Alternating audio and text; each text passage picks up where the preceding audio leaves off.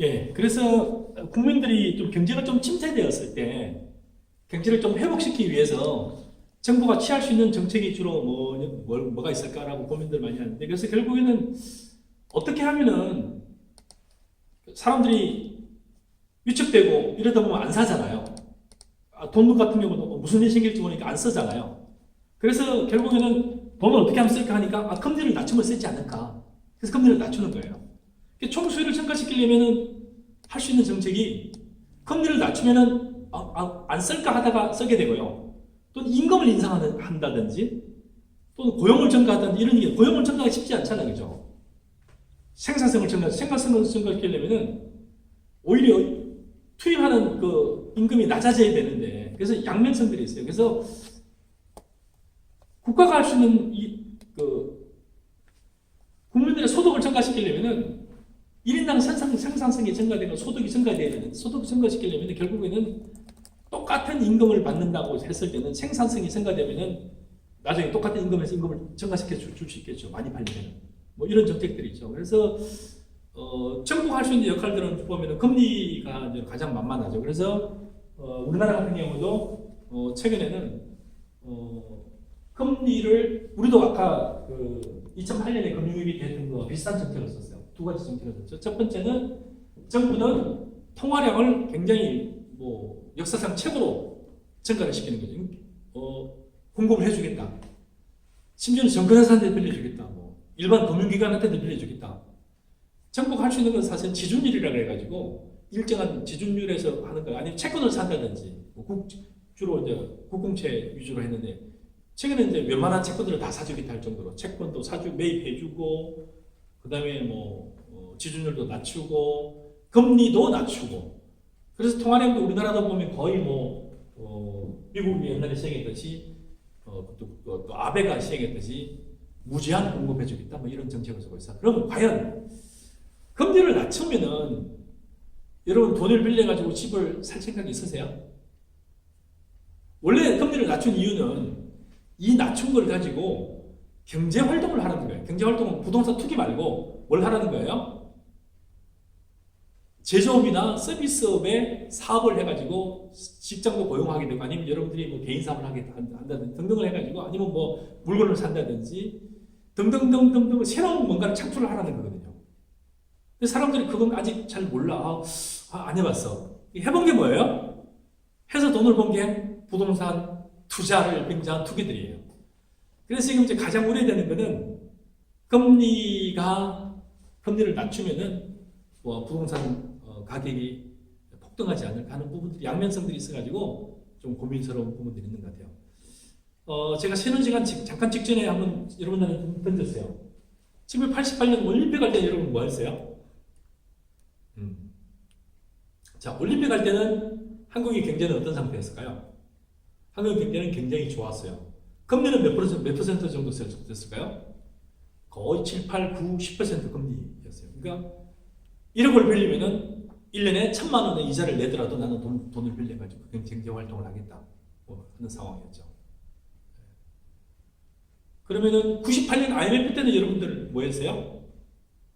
자, 98년 IMF 직전에 금리는 몇 퍼센트예요? IMF 직전에도 금리는 거의 여러분 대출하면 아마 저도 직장을 다니고 있었는데 IMF 직전에 대출 이자가 이율이 몇 퍼센트? 제가 알기로는 거의 9%, 10%, 11%, 11%였던 것 같아요. 좋은 직장을 다니는 우리 한 직원이. 한 달에 이자를 얼마 내는 거예요? 1억을 빌리면 한 달에 거의 100만 원 가까운 돈을 내는 거죠. 80만 원, 90만 원 이렇게 내는 거죠. 1억을 빌리지도 못해요. 연봉이 한 3천도 채 안 됐으니까 내가 빌릴 수 있는 총 한도가 아마 한 3천만 원 됐을까요? 3천만 원 채 안 됐을 것 같아요. 그랬던 것 같아요. 하지만 어마어마한 이자를 가지고도 나는 돈을 빌리겠다. 그때 주로 돈을 빌려서 많이 했던 제 직장 주변 사람들은 주로 주식 투자를 많이 했어요. 그래서 결국에는 주식 투자에서 돈을 많이 번 게 아니라 대부분 다 날리고 나서 다시 또 추가 대출을 받고 이랬던 기억들이 있어요. 그때 그러면 집값은 어땠을까요? 88년 때 집값은 어땠을까요? 금리가 10% 이상 되는데 금리가 10% 이상 될 때 집값은 어땠을까요? 그 다음에 98년 IMF 때 금리는 그때는 일시적으로 어마어마하게 높았지만 어쨌든 그 전후도 금리는 10%에서 12% 왔다 갔다 했죠. IMF 때는 뭐 20%가 되게 됐지만 어쨌든 그 높은 시절에도 부동산 가격은 어땠어요? 일시적으로 폭락했다가 안정화를 찾긴 했는데 그리고 그 이후에는요. 97년, 98년 제외시켜놓고 그 나머지 기간에는 여러분 어땠어요? 그 돈이 있다면 어땠을까요? 그때 금리가 굉장히 낮으면 어땠을까요? 집을 많이 샀을까요? IMF 때도 집을 그렇게 많이 사지는 않았어요. 가격이 폭락을 했음에도 불구하고 사람들 나 이제 부동산 투자해야 되겠다. 많지도 않고. 그래서 부동산에 투자하면 가격이 어마어마하게 올라간다는 그런 생각도 없었고 실제로는 부동산 가격이 어마어마하게 올라가기 시작한 거는 실제로는 2005년, 6년 이럴 때였어요. 이때는 누가 정권을 잡았던지 하면 노무현 대통령 시절이에요. 노무현 대통령 시절이니까 오히려 뭐예요? 오히려 부동산에 관해서 막 누르려고 했던 거죠. 그리고 금리는 어땠어요? 금리는 뭐 크게 어쨌든 부동산을 누르려고 각종 이게 규제를 막 했던 시기예요. 그리고 결국에는 그래서 2005, 6, 7, 8 노무현 대통령이 어마어마하게 부동산을 누르려고 노력을 했죠. 근데 결국에는 부동산은 못 눌렀어요. 오히려 막 불을 끌 때마다 이쪽 동네 끄고 나면 서초 파닥 뜨고 강남 파닥, 송파 파닥, 심지어는 막 이게. 그래서 결국에는 이 7군데는 내가 반드시 잡겠다 해가지고 타겟팅을 딱 정했어요. 이게 버블 7이었어요. 거품이 끼어 있으니까 얘는 무조건 떨어집니다. 여러분 사면 완전히 죽습니다 했는데 그로부터 지금 가격이 아마 어마어마하게 최소 100% 이상 다 뛰었죠. 지금 따지면 불과 뭐 한 4, 5년 만에. 그러면 4, 5년 만에 뛰었으면 매년 5% 이상 뛰은 거죠. 그 이후에도 보면 2008년이 금융위기 때였는데 2008년 금융위기 이후에 오히려 세계적인 금융위기가 되니까 그때는 금리를 낮추고 돈을 풀었는데도 집값이 떨어졌어요. 그러니까 금리를 낮추면 반드시 부동산이 뛴다는 거하고는 법칙이 맞아떨진 않아요. 금리를 대폭 낮췄던 2008년 금융위기 때 후반기부터 금리를 계속 낮췄어요. 2008년, 9년, 10년 금리를 계속 낮췄어요. 경제 활성화를 시킨 거죠. 그래서 9년, 10년, 11년, 12년까지 계속 낮췄는데 부동산은 어떻게 됐어요? 크게 폭등을 하지 않았어요. 오히려 언제 또 부동산이 뛰었어요? 오히려 그 이후에 최경환 그때 당시 재경부 장관이었던가요? 그 사람이 빚내서 집사를 하는 흔히 시그널을 줬던 시절이 있었죠. 2012년 때부터 12년부터 시작해서 거의 지금까지 작년까지 거의 한 7년 내지 8년간은 대폭등을 했죠. 그래서 가만히 역사적으로 살펴보면은 금리 정책만으로 경제를 살릴 수 있느냐 하는 부분에서는 굉장히 의문이고요. 금리 정책만 조정하면은 이자율만 조정하면은 부동산 가격이 또 바로 연계돼서 최근 같은 금리를 낮추면 부동산이 폭등할 거다. 또 크게 맞지는 않은 것 같아요. 그래서 금리 정책이라든지 돈을 공급하는 정책만 가지고는 경제를 안정화시키는 한계가 있고요. 금리를 낮추면은 부동산이 폭등할 거다. 이것도 또 맞지는 않는 것 같아요. 그래서 여러분들이 또 각 기업들이라든지 아니면 여러분 개별 자산 관리에서 그런 부분을 염두에 두면서 한번 고민해야 되지 않을까 이렇게 생각을 합니다. 그래서 지금까지는 이제 총수요 늘리기 위해서 쓰는 정부의 정책들이 정부의 통화 정책이죠. 통화 정책이 과연 유효할까? 유효하다고 생각하는 것은 정부 통화 정책과 재정 정책, 정부 재정 정책이죠. 정부가 재정 정책을 통해 가지고 역할을 할 수 있다 하는 게 케인즈 학파들 생각들이고, 통화 정책은 특별한 경제 활성화에 관계가 없다. 통화 정책은 물가 안정화에만 기여해야 된다라고 생각하는 게 고전학파 사람들의 생각들이에요. 그래서 이런 정책들이 어떻게 되는지를 좀 여러분들이 정부의 정책들을 면밀하게 한번 살펴보세요. 과연 그리고 이제 각각 그래프, 부동산 그래프도 한번 쭉 살펴보시고, 금리 그래프도 한번 쫙 살펴보세요. 그래서 혹시 제가 그 한국경제를 수강하시는 이제 실주제 과제는 제가 한번 숙제를 드리겠습니다. 그래서 1960년대 이후 찾을 수 있는 데까지 한번 찾아보세요. 60년부터 지금까지 금리가 어떻게 변했는지를 한번 살펴보세요. 여러분이 그래프를 한번 찍어보세요. 5년 단위든 10년 단위든. 그래서 한번 오늘날까지 이 금리가 몇 퍼센트인지 몇 퍼센트, 자, 자료는 수단과 방법을 가리지 말고 한번 골라보세요. 그래서 금리가 어떻게 변해왔는지, 우리나라 지난 50년간의 금리 변동을 한번 그래프를 그려보시고요. 차트로 만들어도 되고, 그래프를 그려도 되고.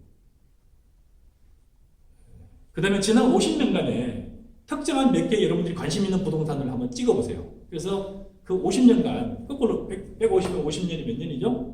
1960년대, 60년은 거의 부동산이 없다시피 데이터가 없으니까 1970년대 중후반 이후부터 현재까지 약 한 40년, 50년 동안에 부동산의 가격은 어떻게 변했는지 한번 공부를 해보세요. 그래서 여러분이 타겟팅을 해보세요. 뭐 어느 아파트를 찍어도 되고, 어느 땅을 찍어도 되고, 아니 공시지가를 찍어도 되고 해가지고 그 가격이 어떻게 변했는지를 한번 살펴보세요. 그래서 그 페이지는 관계없이 한 페이지는 두 페이지든 금리의 변동 추이, 그 다음에 부동산의 가격 변동 추이를 한번 살펴보세요. 부동산은 제가 제시하는 거는 그냥 여러분 관심 있는 땅이든 관심 있는 토지든 아니 건물이든 아니면은 아파트든 아니면 특정한 주택이든 관계없으니까 한번 쭉 살펴, 아니면 대표적인 몇 개를 동시에 같이 살펴보시는 거예요. 그렇게 하다 보면은 어떻게 되는구나 하는 거 보세요. 그래서 너무 지루하시면은 보세요. 짜장면 가격과 커피값을 같이 비교해 보세요. 그러면 한 표에 같이 정리해도 되겠네요. 이때 금리는 몇 퍼센트였다? 이때 부동산 가격은 얼마였다? 이때 커피값은 얼마였다? 이때 짜장면 값은 얼마였다? 하다 보면은 여러분들이 미래를 보려면은 과거의 데이터가 많은 도움이 되거든요. 살펴보시기 바랍니다.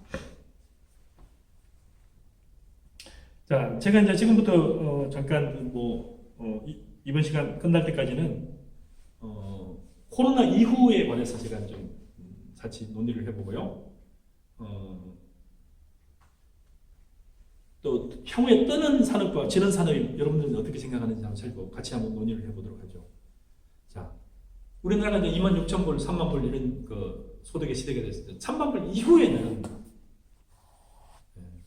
30,000불 이후에는 어떤 변화들이 있을까? 자, 국민소득이, 자, 1인당 국민소득이 30,000불이 넘어서면서, 그 다음 우리 많이 봤거든요. 자, 만불이 되었던 시절, 20,000불이 되었던 시절, 그리고 30,000불이 되었던 시절. 그때마다 어마어마한 변화들이 있었어요. 자, 30,000불이 되는 시점에서는, 이제 우리가 지금 이제 30,000불이 되는 시점이거든요. 2020년 때부터 어떤 변화들이 일어날 것 같아요? 기존에 겪었던 어떤 포인트들보다 훨씬 더 많은 변화들이 일어날 것 같아요. 어떤 면에서? 우리가 그동안 해방 이후만 하더라도 몇 가지 시대를 겪었잖아요. 60년대 나름대로 산업화 시대를 겪었고, 그죠? 60년대, 70년대 굉장히 고도 성장하면서 산업화를 겪었죠. 그래서 80년대 초까지. 80년대 중후반부터 시작해서는 나름대로 올림픽도 했지만 민주화 과정이라는 거대한 또 나름대로 돌파를 했었죠. 그 다음에 보면 이제 2000년 이후에 나름대로 이제 3차 산업, 4차 산업혁명 시대 이후에 그리고 우리나라 경제도 새로운 뉴 이어라는 거죠. 새로운 시대가 열리고 있죠. 자, 30,000불 이상의 시대에서는 과연 어떤 현상들이 많이 일어날까? 가장 먼저 여러분 개인들 입장에서는 개인들의 소비나 그 패턴들이 굉장히 다양해지고, 특히 여러분들 보면 90년대까지만 1990년대까 80년, 1990년까지만 하더라도 여러분이 비행기 타고 해외를 다른 나라 갔다 온 적이 있으세요? 해외 바다 제주도 말고. 제가 그때 대학생 막 졸업하던 시절인데 제 반이 한 200, 우리 반이 한 반이 한 60명, 우리 과 전체가 한 200~300명 되는 데인데 우리 과 한 300명 가까운 학생들 중에서 해외를 갔다 온 애들이 아마 뭐 5손가락 안에 꼽힐 정도였어요. 지금은 2020년이잖아요. 시골 동네 아저씨들 다 갔다 왔어요. 어디 갔다 왔어요? 상하이도 갔다 오고 베이징도 갔다 오고 뭐 심지어 동남아도 갔다 오고 여러 군데 다 갔다 왔어요. 꿈에도 못 꾸던 시절이잖아요. 제가 그때 당시 해외 가던 시절에는 해외 한번 가려고 우리보다 조금 더 일찍에는 김포공항에 누가 비행기를 타러 가면 온 가족 내용을 나오는 시절이 있었어요. 심지어 대통령이 해외 갔다 오더라도 저 김포공항 도로의 주변에서 다 깃발을 흔들고 여고생들이 대통령을 환영하고 뭐 했던 시절이에요. 그랬던 시절이 지금 뭐예요? 해외가 최근에 제가 그 베트남이라든지 몇 나라 갔더니 베트남에서 아마 다른 나라로 가는 것 같아요. 한국인지 어딘지 보니까 한 그 여자 처녀가 비행기를 타려고 가방을 들고 오는데 온 가족 7명, 8명 아버지부터 시작해서 할아버지부터 시작해서 다 공항에 나오더라고요. 그 한 명만 아니라 여러 명들이 보니까 그 공항까지 따라오는 그런 광경이 들어갔어요. 아마 공항 버스도 없겠지. 그러니까 뭐예요? 한 명 한 명 가족들이 데려다 줘야 돼요. 지금 뭐예요? 그냥 갔다 올게 하고 나서 그냥 그 공항 버스를 타고 오기도 하고 이렇게 하는 거죠. 그래서 3만 불 이상 시대에 우선은 굉장히 소비 패턴의 변화 뭐 이런 것들이 있겠죠. 입맛이 다양해지는 거죠. 옛날에는 아무거나 먹었죠. 아무거나. 요즘에 까다로워요. 여러분 동생들이나 아들들이나 물어보세요. 딸이나 뭐 먹을래 하면은 걔한테 내가 먹고 싶은 대답을 얻어내기도 있지. 내가 먹고 싶은 걸 걔가 대답하려고 하면 거의 없죠. 뭐 먹을래 했는데 사실 내가 먹고 싶은 건 이거 얘도 설렁탕 같이 먹었으면 좋겠다. 그 설렁탕 나오겠어요? 안 나오죠. 굉장히 이상한 얘기들이 나올 거예요. 그래서 소비 패턴이 굉장히 많이 변화되고 세대 간 격차가 어마어마하게 커져요. 어느 그 학부모가 제 제자인데 얼마 전에 그 부동산 중개업을 하는 제자인데 놀러 갔더니 그러더라고요. 5살인가? 5살 먹는 자기 아들이 일단 애가 자기한테 주로 대화를 뭘로 하냐 카톡을 한대요. 우리 때는 이게 아니 이걸 어떻게 핸드폰을 이렇게 만지는 거 상상도 못했죠. 핸드폰은 그냥 제가 태어나서 그 대학을 졸업할 때까지 고등학교를 졸업할 때까지 우리 집에 전화기가 있는데도 아무 데도 없었어요. 시골이든 중간이든 여기든 뭐 대학생 때쯤 돼서 전화기가 일반에 됐을 정도니까요. 근데 이게 핸드폰 같은 경우는 더더욱 어마어마하게 다양하죠. 심지어는 핸드폰을 가지고 나쁜 짓 하는 그런 뭐 무슨 N방부터 시작해서 이게 최근에 오늘 제가 보니까 얼굴이 공개됐는데 고등학생이에요. 고등학생이 다른 여중생들한테 성착취물을 해가지고 올리게 만들고 안 올리면 협박을 하고 이렇게. 누가요? 18살 먹는 고등학생이. 지금 뭘로 바뀐 거예요? 플레이어로 바뀐 거예요. 무슨 플레이어로? 나쁜 짓을 하는 범인을 주도하는 쪽으로 바뀐 거죠. 그래서 3만 불 시대는 굉장히 그 소비 패턴이 다양하고 사람들이 굉장히 개인들도 다양해지고 또 다변화되고 이런 개성 있는 것만 있는 게 아니라 빈부 격차도 엄청나게 심해져요. 잘 사는 사람들은 그 사람 밑에 수만 명을 거느리고 그 위 옛날에 왕이 거느릴 수 있는 사람이 몇 명 안 되고 왕궁이 몇 명이에요. 해봤자 뭐 2, 3천 명, 5천 명이잖아요. 요즘에 대기업이 대기업 회사 우리나라 같은 총수가 거느리는 총업이 몇 명이에요? 황제가 왕궁에서 거느릴 때 있는 것보다 훨씬 많아요. 60만 명, 뭐 100만 명 이렇게 하는 거죠. 그 회사의 종업원들이. 그래서 빈부 격차가 어마어마하게 심해져요. 자, 빈부 격차만 심해질 뿐만 아니라 또 뭐예요? 고용의 안정화 같은 것도 굉장히 불안정해지고 그리고 사는 패턴이 되게 빠르다 보니까 오늘 들어갔다가 얼마 안에 있어서 적응 못하고 나오는 경우가 되게 많아요. 조금 전에 얘기했듯이 사회 패턴이 다양해지고 국제화도 되지만 상당히 많은 학생들이 해외 유학을 가요. 무슨 민족상한학교를 졸업했다, 대원여고를 졸업했다, 강남에서 학교를 졸업했다, 지방에서 무슨 좋은 학교를 졸업, 그래서 이런저런 이유를 가지고 해외 유학을 가는데 실제로는 어떻게 돼요?